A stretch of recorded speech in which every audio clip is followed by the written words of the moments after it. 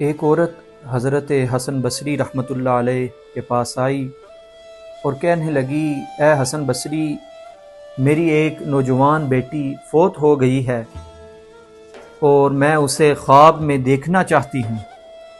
آپ کے پاس حاضر ہوئی ہوں کہ آپ مجھے کوئی ایسی تعلیم دے کہ میں اسے خواب میں دیکھ لوں۔ تو حضرت حسن بصری نے اسے بتایا کہ یہ عمل کرو، تم اپنی بیٹی کو خواب میں دیکھ لو گی۔ وہ عورت گھر گئی اور وہ وظیفہ کیا، رات کو سوئی اور اپنی بیٹی کو خواب میں دیکھا تو حضرت حسن بصری کے پاس آئی اور کہنے لگی، اے حسن بصری، میں نے اسے اپنی خواب میں دیکھا ہے، اس نے ٹاٹ کا لباس پہنا تھا اور اس کی گردن میں زنجیر تھی اور اس کے پاؤں کو بیڑیوں سے باندھا ہوا تھا۔ حضرت حسن بصری نے یہ معاملہ سنا اور بہت غمگین ہوئے۔ پھر ایک عرصہ دراز گزر گیا تو وہ لڑکی حضرت حسن بصری کے خواب میں آئی تو آپ دیکھتے ہیں کہ وہ جنت میں ہے اور اس کے سر پہ تاج ہے۔ تو آپ نے اس لڑکی سے کہا کہ تو اس حال میں کیسے؟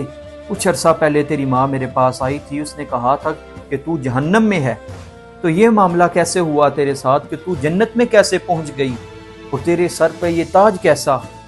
تیرے گناہوں کو اللہ نے کیسے معاف فرما دیا؟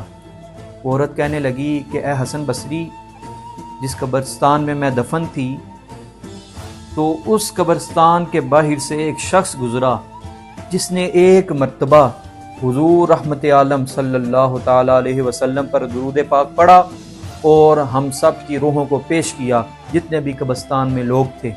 تو اللہ نے اس درود پڑھنے کی وجہ سے سارے قبرستان والوں سے عذاب کو اٹھا دیا اور ہمیں بخش دیا۔ آپ اس بات سے اندازہ لگائیں، اگر ایک مرتبہ درود پاک پڑھنے سے سارے قبرستان والوں کا عذاب اٹھ جاتا ہے، اور جو بندہ زندہ ہے اور پوری عمر حضور پر درود پڑھتا رہا تو اس کے ساتھ قیامت میں کیا معاملہ ہوگا؟ کیا اسے اللہ بروز قیامت بخشے گا نہیں؟